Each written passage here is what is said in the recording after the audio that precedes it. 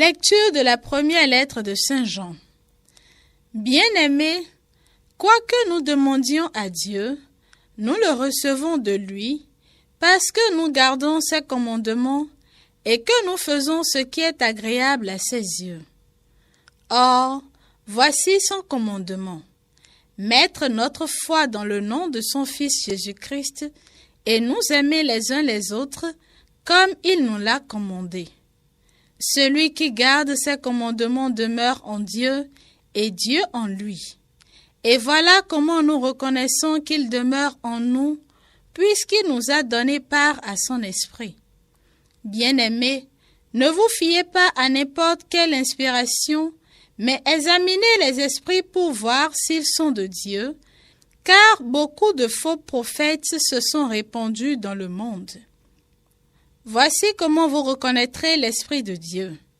Tout esprit qui proclame que Jésus-Christ est venu dans la chair, celui-là est de Dieu. Tout esprit qui refuse de proclamer Jésus, celui-là n'est pas de Dieu. C'est l'esprit de l'Antichrist dont on vous a annoncé la venue et qui, dès maintenant, est déjà dans le monde. Vous, petits enfants, vous êtes de Dieu et vous avez vaincu ces gens-là. Car celui qui est en vous est plus grand que celui qui est dans le monde. Eux, ils sont du monde. Voilà pourquoi ils parlent le langage du monde et le monde les écoute. Nous sommes de Dieu.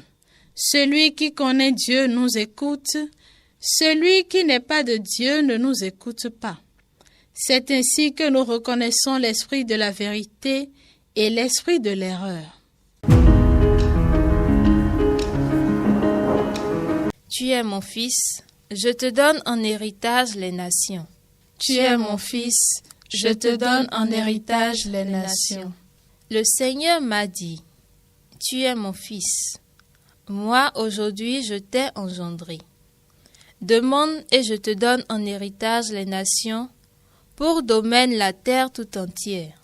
Tu es mon fils, je te donne en héritage les nations. Maintenant, roi, comprenez, reprenez-vous, juge de la terre.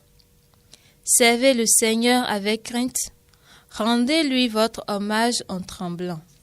Tu es mon fils, je te donne en héritage les nations. Évangile de Jésus-Christ selon saint Matthieu. En ce temps-là, quand Jésus apprit l'arrestation de Jean le Baptiste, il se retira en Galilée. Il quitta Nazareth et vint habiter à Capharnaüm, ville située au bord de la mer de Galilée, dans les territoires de Zabulon et de Nephtali. C'était pour que soit accomplie la parole prononcée par le prophète Isaïe. Pays de Zabulon et pays de Nephtali, route de la mer et pays au-delà du Jourdain, Galilée des nations, le peuple qui habitait dans les ténèbres a vu une grande lumière. Sur ceux qui habitent dans le pays et l'ombre de la mort, une lumière s'est levée.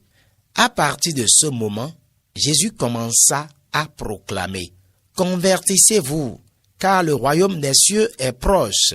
Jésus parcourait toute la Galilée, il enseignait dans leur synagogue, proclamait l'évangile du royaume, guérissait toute maladie et toute infirmité dans le peuple.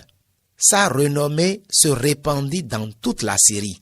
On lui amena tous ceux qui souffraient, atteints de maladies et de tourments de toutes sortes, possédés, épileptiques, paralysés, et il les guérissait. De grandes foules le suivirent, venus de la Galilée, de la Décapole, de Jérusalem, de la Judée et de l'autre côté du Jourdain.